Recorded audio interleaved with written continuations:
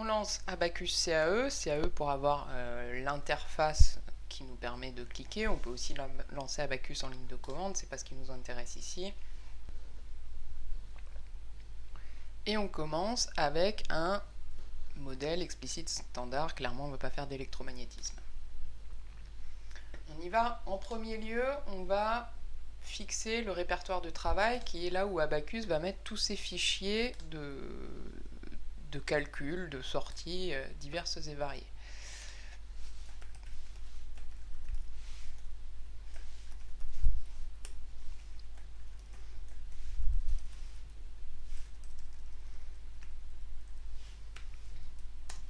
Ok, on sélectionne ce répertoire. Donc moi, il tombe dans Ctemp, mais chez vous, vous pouvez le mettre dans un répertoire qui fait plus sens. Ici, en machine virtuelle, si je ne le laisse pas sur Ctemp, il n'est pas content. Donc je le laisse là. Et je rapatrierai les fichiers ultérieurement. On commence par créer la pièce. Vous vous rappelez que les modules, on les prend dans l'ordre, grosso modo. On va en sauter certains. On commence par créer la pièce. Ici,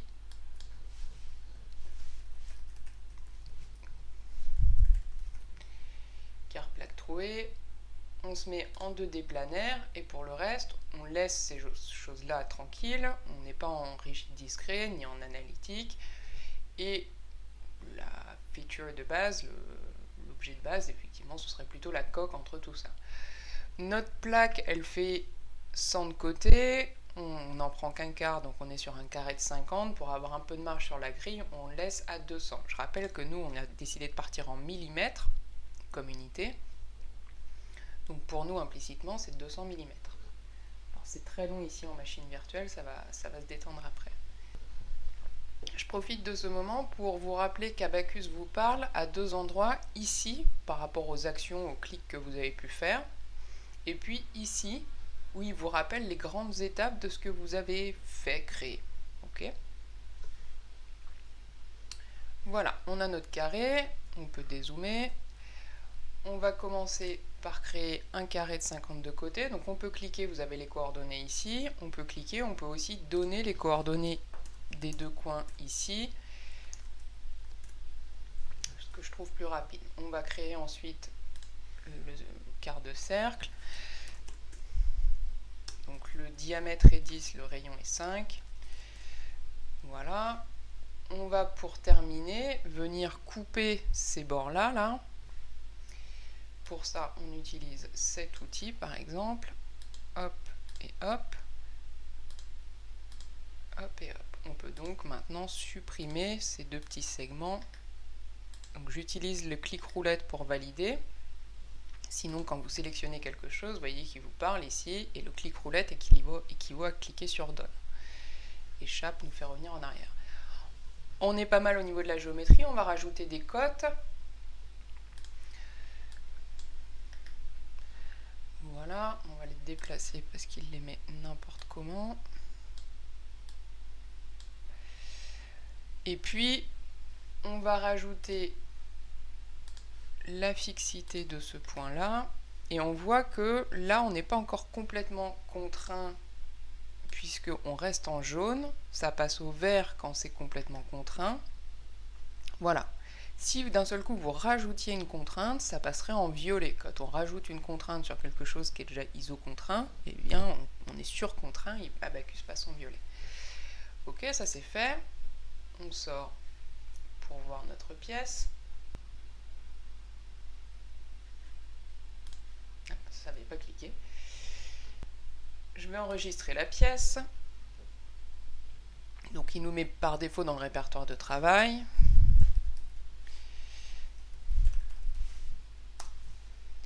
Voilà, on va ensuite créer le matériau dans Property. Et comme données, on a besoin, on est en statique ici, donc on a juste besoin des données de l'élasticité. Module Young qui à la base est en Pascal, ici on indique qu'est en Pascal tombe en mégapascal. Un module Young c'est homogène à une pression, et donc au lieu d'être à 210 GPa, on va être à 2,1 10 puissance 5 mégapascal. Et un coefficient de Poisson de 0,3 en grand classique. On crée ensuite une section. Section, ici on va rester en solide homogène.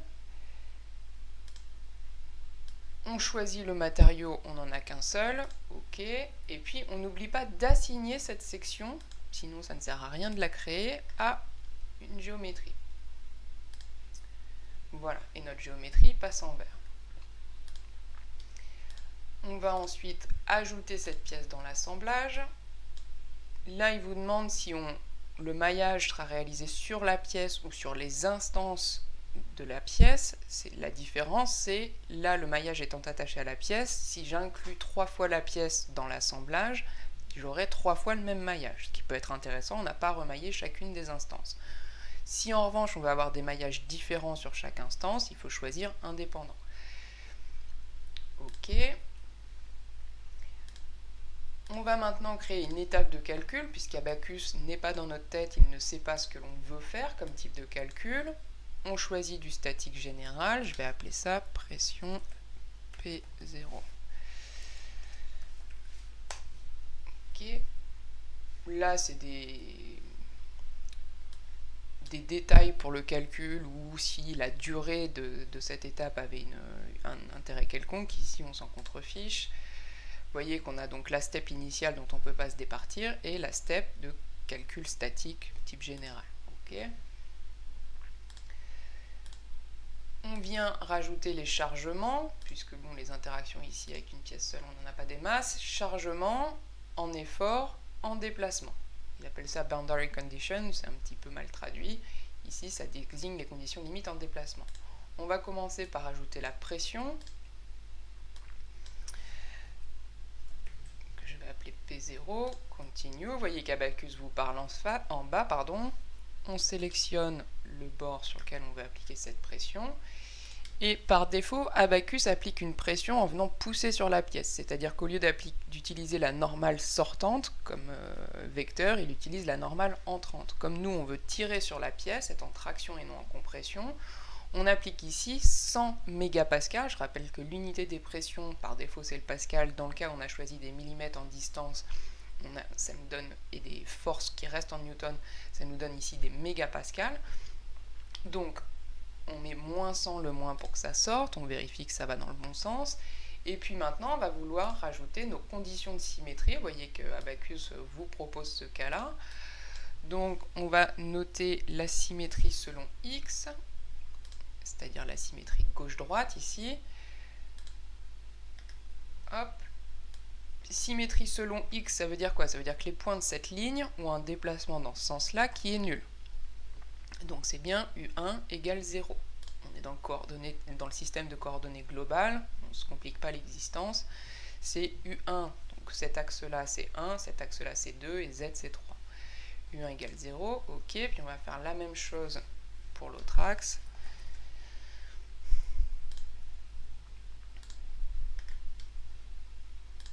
Là c'est U2 qui est nul.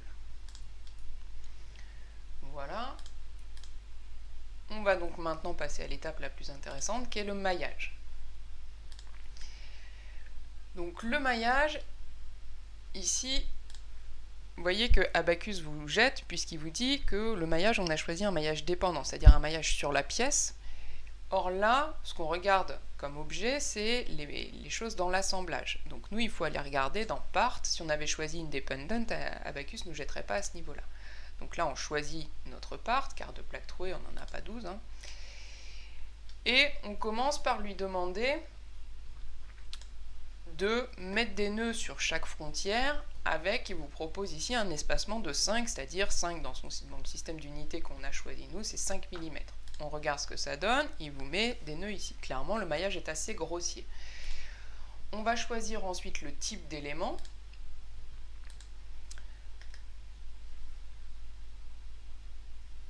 On va prendre des éléments, alors on peut prendre des éléments linéaires, on va prendre directement des éléments quadratiques, c'est-à-dire, il vous dit à chaque fois à quoi ça correspond, ici, 8 nœuds biquadratiques, c'est-à-dire quadratiques dans selon les deux coordonnées de l'espace, plane stress quadrilatéral, donc un quadrilatère adapté aux contraintes planes. Ok, si maintenant on va dans le mesh control, ici, il vous dit, on peut choisir que du quadrangle. essentiellement du quadrangle, mais on s'autorise des triangles ou que du triangle. On va le forcer à ne choisir que du quadrangle. Et puis ici, il vous propose deux façons pour créer le maillage, soit free, ce qui fait que la pièce est en rose, ici, soit structured, la pièce se mettra en vert. On va regarder ce que ça donne en free. Donc on lui demande de mécher la part, il est OK. Voilà ce que ça donne en free. Bon, c'est pas forcément très grave, mais c'est quand même un petit peu bizarre d'avoir ici des choses qui tournicotent au milieu.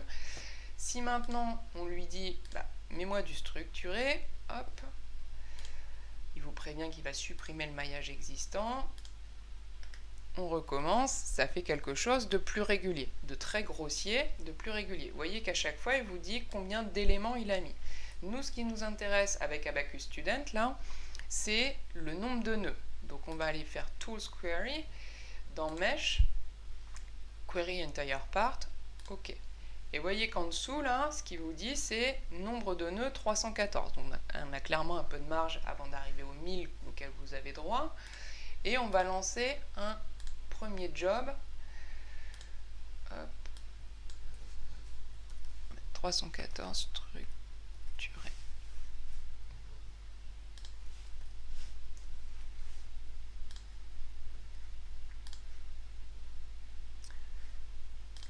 Et on le soumet.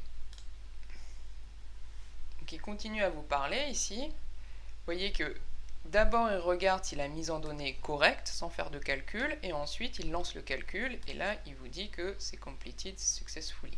On peut donc aller voir les résultats, on rentre dans le module visualisation, on voit ici les jeux de données qu'on a pu calculer, qui sont dans le répertoire, enfin qui sont chargés dans la session, pardon. On lui demande des ISO couleurs. Au lieu de regarder ça sur la configuration déformée, on peut superposer les deux. A priori, la déformation n'est pas complètement idiote.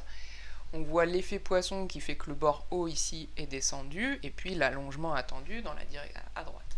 On va se mettre sur la configuration non déformée pour regarder les choses. Ici, on peut choisir ce que l'on regarde. S pour contrainte, E pour déformation, U pour déplacement. Vous voyez que le déplacement ici est de 2,5 10-2 mm, soit 25 micromètres, c'est tout petit. On revient hop là, à sigma. Par défaut, il vous affiche les contraintes de von Mises. Vous pouvez aussi lui demander du sigma 1, du sigma 2,2, bon, du sigma 3,3, on peut le regarder, il n'est pas super intéressant, et du sigma 1,2.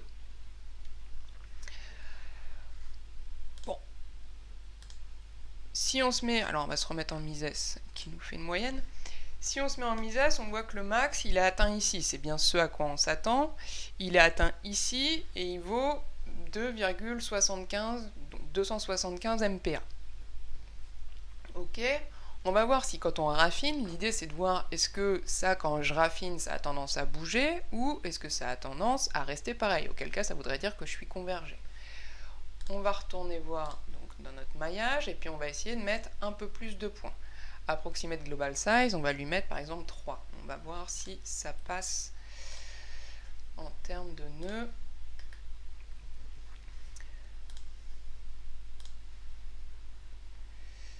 Tac. Ça nous en fait 888.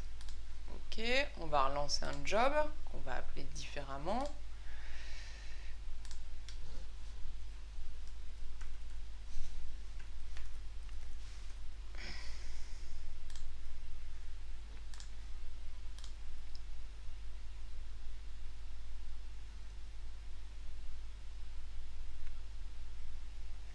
C'est terminé, on peut aller voir les résultats.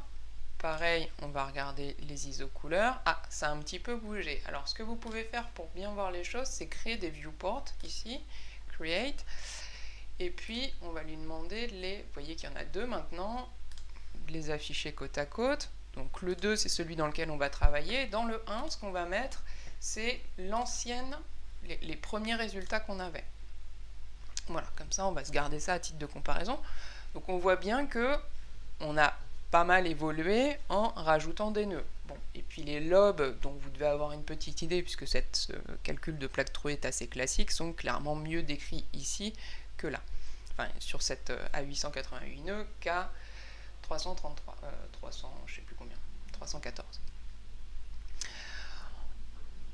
Ce qu'on remarque, c'est que, comme attendu, hein, sur ces bords-là, il ne se passe pas grand-chose. J'ai très peu de variations de contraintes, donc j'ai peut-être pas besoin d'avoir des petits éléments ici.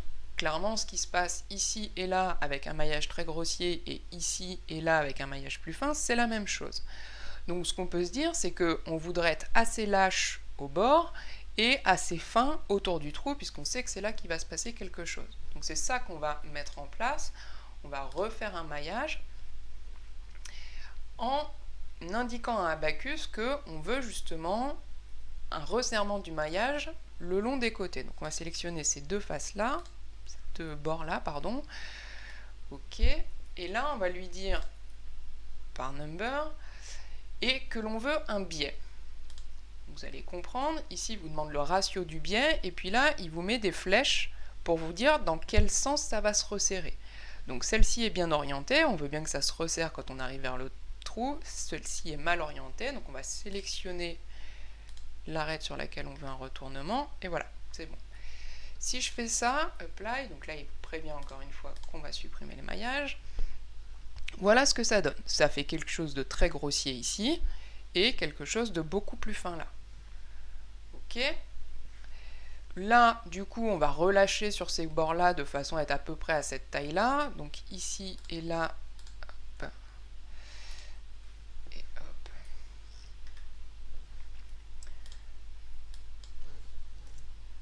Si on fait ça, qu'est-ce que ça donne? C'est pas trop mal. Et puis, on va resserrer sur le trou, puisque on sait que là, il se passe pas mal de choses. Apply, ok. Si on lui demande un maillage avec ça, qu'est-ce qu'on obtient? Donc on obtient bien formellement, du moins enfin visuellement, quelque chose qui ressemble à ce que l'on souhaite avoir, quelque chose de plus resserré au bord du trou. Si maintenant on se soucie des aspects économiques, on voit qu'on est à 586 nœuds. Je vous rappelle que tout à l'heure, l'étape d'avant pour un maillage pour lequel on a juste spécifié une taille de maille de 3 mm au lieu de 5 mm à Abacus, on était à 888 avec quelque chose qui ne mettait pas l'accent sur le trou. Vous voyez que là, en faisant 3 clics de plus, on fait finalement 300 nœuds d'économie, entre guillemets. Économie, là vous êtes en licence student, donc c'est important pour vous d'être en économie de nœuds, c'est surtout important en général par rapport à la ressource de calcul que ça demande, et donc au temps d'attente, voire aux ressources effectivement qu'on mobilise quand elles sont mutualisées. On va essayer de le passer comme ça et voir ce qu'on obtient. Ok, donc ça c'est bon, on retourne dans notre job, et donc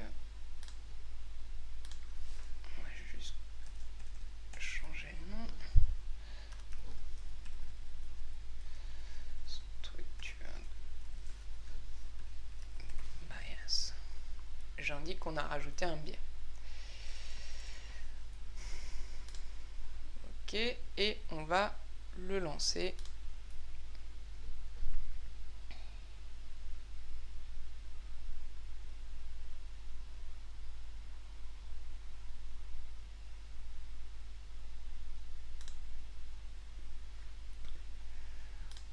On se remet en contrainte, et on voit que là, on a encore évolué. Alors clairement, on a évolué par rapport à ça. On a même évolué par rapport, si dans ce viewport maintenant on met l'étape précédente de calcul, von Mises ici, on a encore un peu monté en contrainte max puisqu'on est passé de 295 MPa à 310 MPa. Le max étant ici en Mises, qui est en fait un max ici, hop là,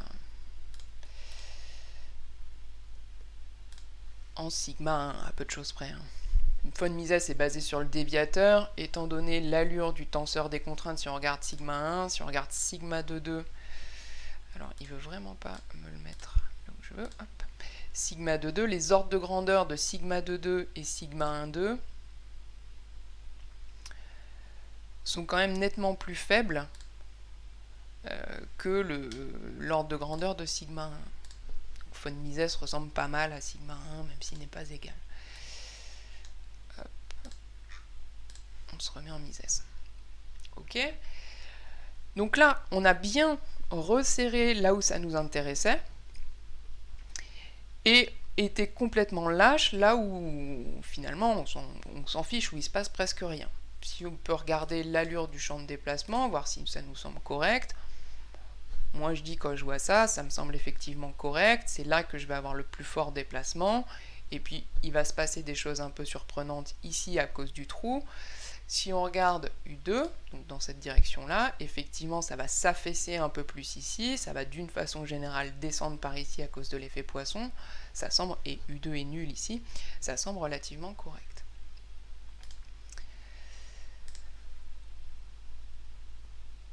Idéalement, on viendrait resserrer encore un peu pour voir si ça bouge.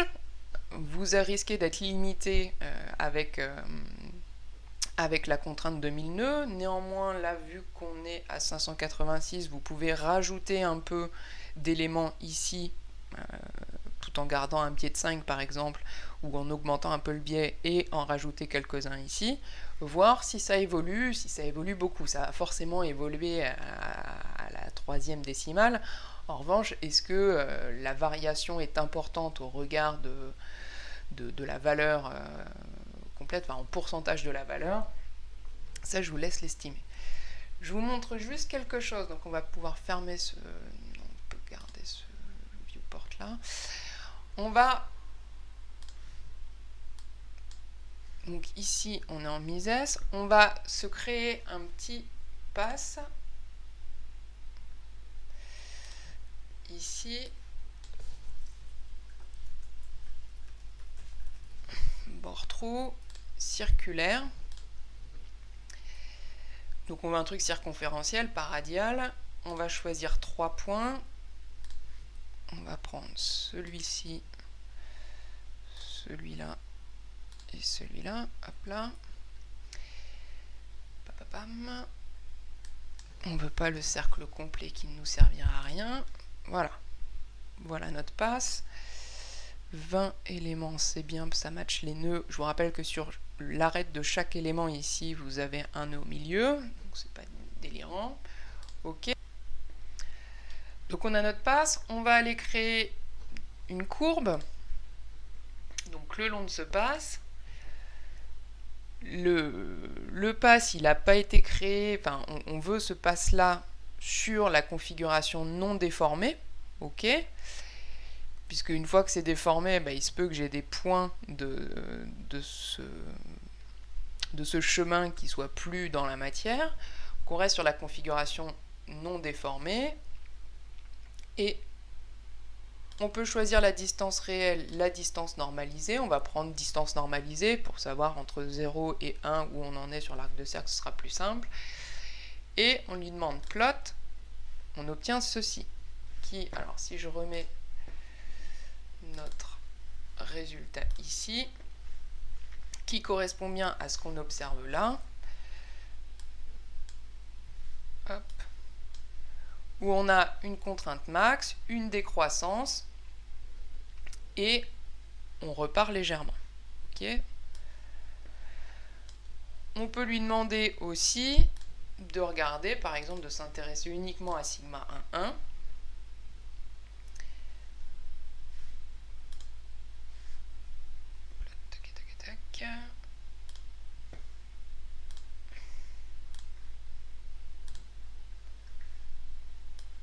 Sigma 1, pareil, on se retrouve bien ici avec quelque chose de maximal à ce point-là, et qui décroît tranquillement jusqu'à devenir à peu de choses près nul. Ok, dans cette zone-là. Voilà, je pense que vous avez pas mal de choses pour analyser vos résultats. Juste peut-être vous dire enfin report XY. Comment j'accède à ces données-là? Je les mets par exemple dans ce fichier-là. Je peux choisir un autre nom de fichier. Je peux choisir sigma 11 vs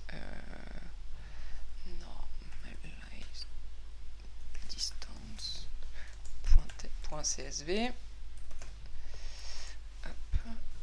Tac, append to file. Alors si on veut qu'il écrase, on décoche. Si on veut qu'il append, effectivement, on laisse cocher. XY-data. Ok. Donc ça doit être... C'est lequel? Voilà.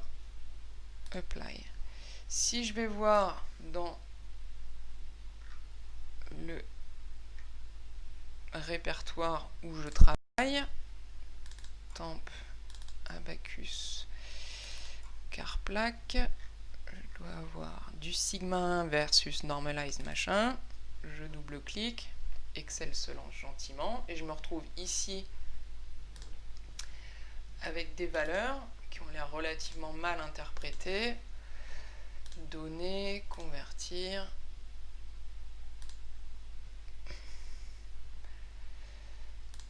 espace, voilà. Et on peut maintenant, bon, ça lui a pas plu,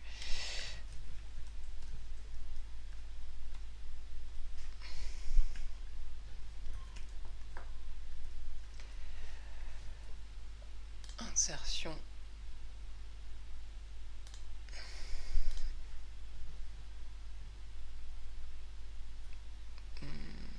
ah oui, ce ne sont pas des chiffres, on a un problème d'anglicisme. Il faut remplacer ici les points par des virgules. Voilà, il est très content de lui. Ça dépendra des configurations de chacun. Et on retrouve bien notre courbe, en se souvenant des unités qu'il faudrait préciser ici sur la courbe et mettre Newctemp 4. Mais voilà, vous avez un moyen d'exporter ces données, ce qui peut être utile pour les traiter autrement que ce qu'Abacus permet, ce qui peut être utile pour les mettre en forme joliment dans un rapport, etc.